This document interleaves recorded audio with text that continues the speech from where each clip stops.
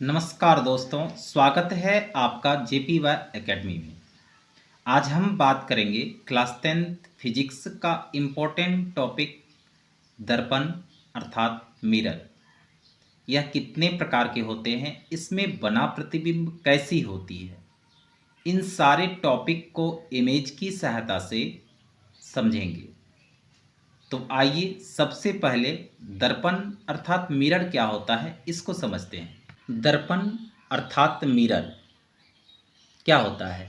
तो दर्पण कांच का एक भाग होता है जिसमें एक सतह चिकना और सपाट होता है। दर्पण कांच का जो भाग होता है उसका एक सतह क्या होता है? चिकना और सपाट होता है, और दूसरी जो सतह होती है एक परावर्तक परत होती है।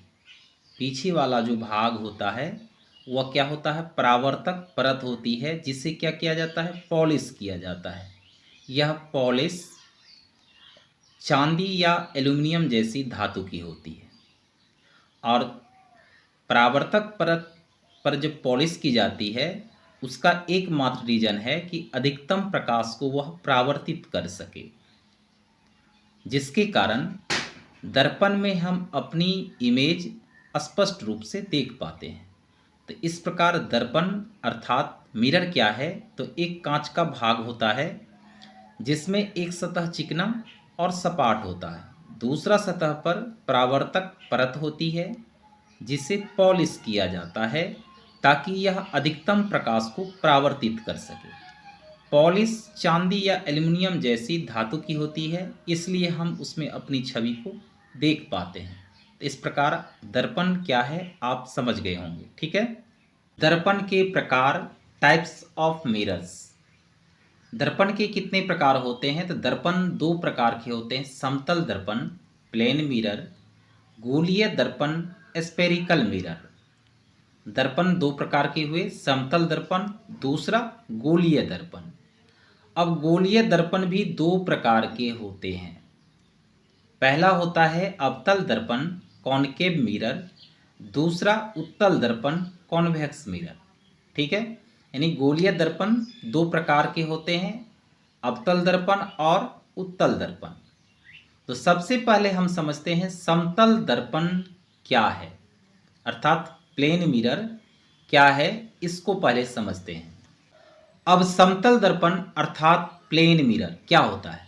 तो समतल दर्पण एक सपाट सतह वाला दर्पण होता है।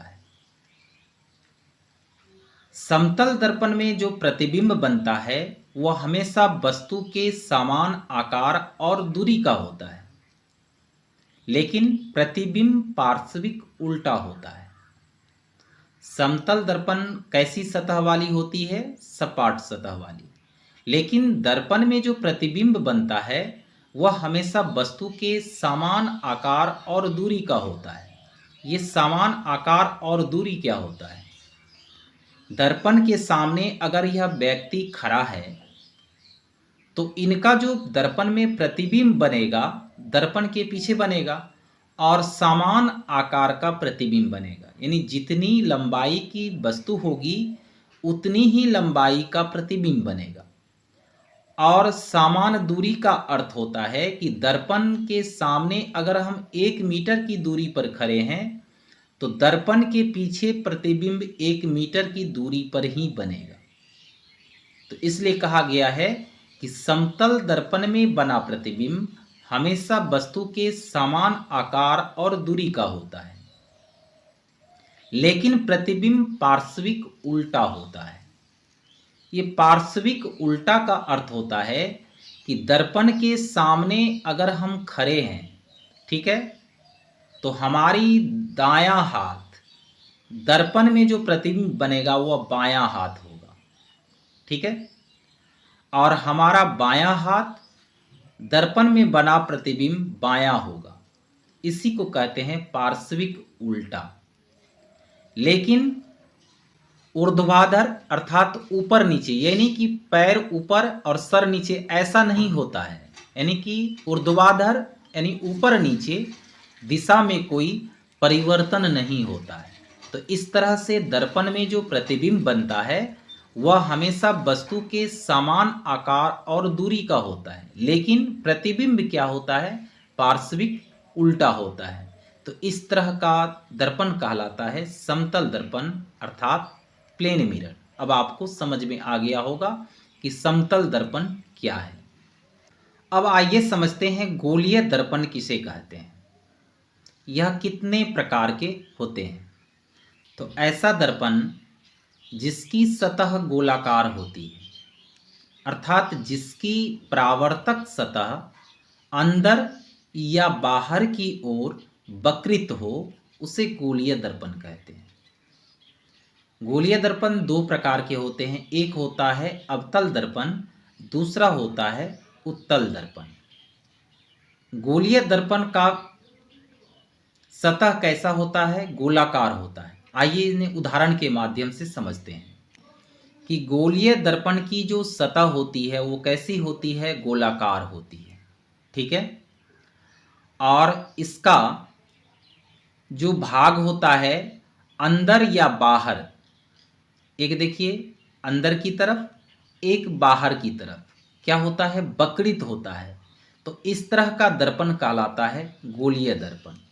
तो यह जो खोखला गोला है, इससे दो प्रकार के दर्पण बनते हैं, एक बनता है उत्तल दर्पण, दूसरा बनता है अवतल दर्पण।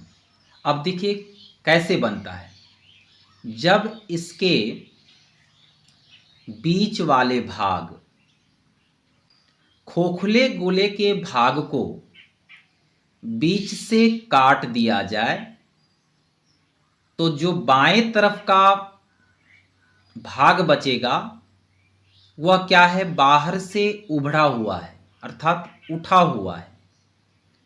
बाहरी भाग क्या है, उठा हुआ है अर्थात उभड़ा हुआ है। तो इस तरह का दर्पण बनेगा उत्तल दर्पण अर्थात कॉन्वेक्स मिरर, यानी ऊ से उभड़ा हुआ, उठा हुआ, ठीक है। तो इसे कहते हैं उत्तल दर्पण, ठीक है। अब जो दूसरा बचा हुआ भाग गोले का है वह क्या है, दाईं तरफ है। तो जो अंदर की ओर धंसा है, यह भाग क्या है, अंदर की ओर धंसा है, तो वह होगा अवतल दर्पण अर्थात कॉनकेव मिरर। अब याद रखना है, गोले का जो उभड़ा भाग है और उस पर क्या है, पॉलिश किया हुआ है, ठीक है, बाहर की ओर, तो वह होगा अवतल दर्पण। और उभड़ा हुआ भाग के अंदर की ओर जब पॉलिश की हुई है तो वह होगा उत्तल दर्पण। अर्थात कांच के खोखले गोले को बीच से काटने के बाद बाएं तरफ का जो हिस्सा बनेगा वह इस प्रकार का होगा और दाएं तरफ का जो हिस्सा बनेगा वह इस प्रकार का होगा। तो बाएं तरफ के हिस्से को बाहरी भाग क्या है, उभड़ा हुआ है, उठा हुआ है, तो इसीलिए बाहरी भाग जो उठा हुआ है उसको कहेंगे उत्तल दर्पण।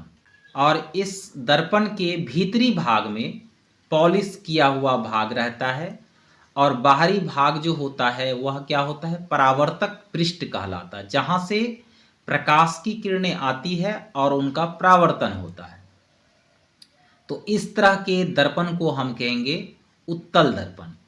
अब दाईं तरफ जो दूसरा गोला बचा हुआ था, अर्धगोला में से जो कटा हुआ दायां तरफ दूसरा गोला है, उसके अंदर वाले भाग में क्या है, धंसा हुआ है, ठीक है। अंदर भाग क्या है, वो धंसा हुआ है। तो बाहरी भाग पर अगर इस पर पॉलिश कर दी जाती है तो अंदर भाग इसका क्या है, धंसा हुआ है। यह धंसा हुआ भाग जो है परावर्तक पृष्ठ है, जहां से प्रकाश की किरणें आती है और उनका परावर्तन होता है। तो इस तरह के दर्पण को हम कहेंगे अवतल दर्पण। तब आपको समझ में आ गया होगा कि उठा हुआ भाग उत्तल दर्पण और बीच में धंसा हुआ भाग क्या कहलाएगा, अवतल दर्पण। ये भी याद रखना है कि उठा हुआ भाग उत्तल और धंसा हुआ भाग अवतल, ठीक है। आइए अब समझते हैं अवतल दर्पण कॉनकेव मिरर क्या है। वह दर्पण जिसका परावर्तक तल अर्थात रिफ्लेक्टिव जो सरफेस है अंदर की ओर दबा हुआ या मुड़ा हुआ होता है। तो इस प्रकार के दर्पण में प्रकाश की किरणें जब परावर्तित होती है तो एक बिंदु पर केंद्रित हो जाती है। एक बिंदु पर केंद्रित होने के कारण अवतल दर्पण को कौन सा दर्पण कहते हैं? तो अभिसारी दर्पण कहते हैं। ठीक है, जैसे ये अवतल दर्पण है जिसका बाहरी पृष्ठ क्या हुआ है? पॉलिश किया हुआ है। ठीक है, और यह आंतरिक पृष्ठ जो है यह क्या है? दबा हुआ या मुड़ा हुआ है, जो परावर्तक पृष्ठ कहलाता है। ठीक है, तो जब परावर्तक तल पर प्रकाश की किरण पुंज आती है तो उनका क्या होता है? परावर्तन होता है। प्रकाश की किरणें जब अवतल दर्पण पर आती है तो उनका क्या होता है? परावर्तन होता है, और परावर्तन के बाद वह एक बिंदु पर केंद्रित हो जाता है। ठीक है, एक बिंदु पर केंद्रित हो जाता है। तो एक बिंदु पर केंद्रित होने के कारण इसे क्या कहते हैं? अभिसारी दर्पण भी कहते हैं। ठीक है, अब प्रश्न उठता है कि एक बिंदु पर केंद्रित होने का फायदा क्या है? तो यह प्रकाश की किरणों को समांतर किरण पुंज में बदलकर एक बिंदु पर केंद्रित कर देती है, जिसके कारण रोशनी दूर तक जाती है। तो इस प्रकार के दर्पण को कहते हैं अवतल दर्पण अर्थात कॉनकेव मिरर। अब अवतल दर्पण के उपयोग। तो अवतल दर्पण का उपयोग डॉक्टर रोगियों के आँख, कान, नाक, गला, दांतों आदि की जांच के लिए करते हैं। डॉक्टर के द्वारा अवतल दर्पण की सहायता से रोगियों के अर्थात जिसका दांत की प्रॉब्लम हो या नाक, कान या गला का प्रॉब्लम हो, अवतल दर्पण की सहायता से उन हिस्सों को वह बड़ा और स्पष्ट देखता है। उन हिस्सों को वह बड़ा और स्पष्ट रूप से देखता है, जिसके कारण डॉक्टर समस्याओं को आसानी से पहचान लेते हैं। तो अवतल दर्पण का उपयोग डॉक्टर रोगियों के आँख, कान, नाक, गला, दांतों आदि की जांच करने के लिए करते हैं।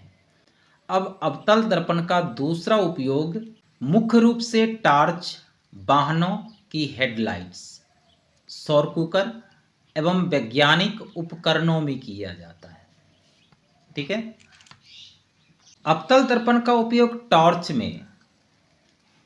अवतल दर्पण का उपयोग प्रकाश की किरण पुंज को एक बिंदु पर केंद्रित करने के लिए किया जाता है, ताकि अधिक दूरी तक फैली हुई किरण प्राप्त हो सके। दूसरा, हेडलाइट में किसका प्रयोग किया जाता है? अवतल दर्पण का। तो वाहनों के हेडलाइट में भी किरण पुंज को क्या करता है? केंद्रित करने के लिए अवतल दर्पण का प्रयोग किया जाता है, ताकि रात में गाड़ी चलाते समय आसानी से रास्ता दिखाई दे सके। ठीक है, तो इस प्रकार हेडलाइट में भी अवतल दर्पण का उपयोग किया जाता है। इसलिए सौर कुकर में अवतल दर्पण का उपयोग किया जाता है, क्योंकि सूर्य की किरणों को केंद्रित कर एक बिंदु पर लाने के लिए किया जाता है, जिससे ज़्यादा ताप हीट प्राप्त होती है, फलस्वरूप खाना जल्दी पक जाती है। इसके बाद वैज्ञानिक उपकरणों में भी अवतल दर्पण का उपयोग किया जाता है। तो वैज्ञानिक उपकरण जैसे टेलीस्कोप, माइक्रोस्कोप आदि में अवतल दर्पण का उपयोग किया जाता है, ताकि साफ एवं स्पष्ट इमेज बने। अब अवतल दर्पण का तीसरा उपयोग है हजामती दर्पण के रूप में, अर्थात दाढ़ी बनाते समय अवतल दर्पण का उपयोग किया जाता है, क्योंकि चेहरा स्पष्ट एवं बड़ा दिखाई दे, ताकि शेविंग करना आसान हो जाता है। आइए अब समझते हैं उत्तल दर्पण अर्थात कॉन्वेक्स मिरर क्या है। तो वह दर्पण जिसका परावर्तक तल गोलाकार और उभरी हुई होती है। पहले बताए थे ऊ से उभरी हुई, ऊ से उत्तल, अर्थात उसका जो परावर्तक तल होगा वह क्या होगा, गोलाकार और उभरा हुआ होगा, वह उत्तल दर्पण कहलाएगा। इस दर्पण की आंतरिक सतह को लेपित किया जाता है, जो उठा हुआ भाग है उसके जो आंतरिक भाग है उसको क्या किया जाता है, पॉलिश किया जाता है, ताकि प्रकाश की किरणें इस बाहरी सतह से टकराकर परावर्तित हो सके और ये किरणें परावर्तन के बाद क्या होती है, फैल जाती है, यानी किरणें क्या हो जाती है, अपसरित हो जाती है। फैलने को क्या कहते हैं, अपसरित। इसलिए उत्तल दर्पण को अपसारी दर्पण भी कहा जाता है। अवतल को अभिसारी और उत्तल को अपसारी दर्पण कहा जाता है। तो इस प्रकार उत्तल दर्पण अब समझ में आ गया होगा कि उत्तल दर्पण का जो भीतरी भाग है वो क्या है, पॉलिश किया हुआ भाग है, और बाहरी भाग जो उभरा हुआ और उठा हुआ है वह परावर्तक पृष्ठ है। जब उत्तल दर्पण पर प्रकाश की किरणें आपतित होती है तो परावर्तन के बाद क्या होता है, टकराकर, यानी परावर्तन के बाद यह क्या होता है, आगे की ओर फैल जाती है। ठीक है, और फैलने के कारण इस दर्पण को हम क्या कहते हैं, अपसारी दर्पण भी कहते हैं। और उत्तल दर्पण में जो बनने वाली इमेज होती है वह हमेशा वस्तु से छोटी होती है, चाहे वस्तु दर्पण से कितनी भी दूरी पर क्यों ना हो, इमेज जो बनेगा वह क्या बनेगा, छोटा बनेगा। तो ये था उत्तल दर्पण अर्थात कॉन्वेक्स मिरर, जिसका परावर्तक तल क्या होता है, उभरा हुआ, यानी उठा हुआ रहता है, उसे उठा हुआ, उसे उभरा, उसे क्या कहते हैं, उत्तल दर्पण। और ये भी याद रखना है कि उत्तल दर्पण पर जब प्रकाश की किरणें आपतित होती है तो परावर्तन के बाद वह क्या होता है, बाहर की ओर फैल जाती है, इसलिए इस दर्पण को क्या कहते हैं, अपसारी दर्पण। अब उत्तल दर्पण का उपयोग क्या है, तो उत्तल दर्पण का उपयोग बस, मोटर कार आदि वाहनों के साइड मिरर अर्थात पार्श्व दर्पण के रूप में किया जाता है। बस, मोटर या अन्य जो वाहन है उसके साइड में एक दर्पण लगा होता है, जिससे वह पीछे से आने वाली गाड़ी या अन्य वस्तु को वह देख पाता है। किस रूप में, तो छोटा सा प्रतिबिंब के रूप में, यानी कि छोटा रूप में और विस्तृत रूप में, यानी कि दूर तक का इमेज इस दर्पण में बन जाता है। तो साइड में जो मिरर लगा होता है वही है उत्तल दर्पण। तो इस तरह से उत्तल दर्पण का उपयोग बस, मोटर कार आदि वाहनों में किस रूप में किया जाता है, तो साइड मिरर के रूप में किया जाता है, जिसका नाम है पार्श्व दर्पण भी कहते हैं। ठीक है, अब उत्तल दर्पण का दूसरा उपयोग होता है स्ट्रीट लैंप्स, ठीक है, यानी सड़क लाइट में इनका उपयोग किया जाता है, और इनका मुख्य उद्देश्य होता है रात में लोगों की सुरक्षा सुनिश्चित करना और दुर्घटनाओं को रोकना।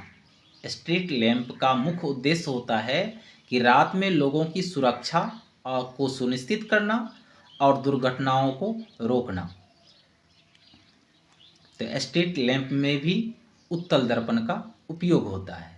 तीसरा उपयोग होता है दुकानों, मॉल और अन्य सार्वजनिक जो स्थान होता है उनमें सुरक्षा उद्देश्य के लिए उत्तल दर्पण का उपयोग किया जाता है, जिससे क्या होता है, चोरी और अन्य गतिविधियों पर नज़र रखा जा सकता है, और नज़र रखने में क्या होती है, आसानी होती है। तो आज के वीडियो में बस इतना ही। वीडियो पसंद आए तो लाइक, सब्सक्राइब एंड शेयर जरूर करें। धन्यवाद।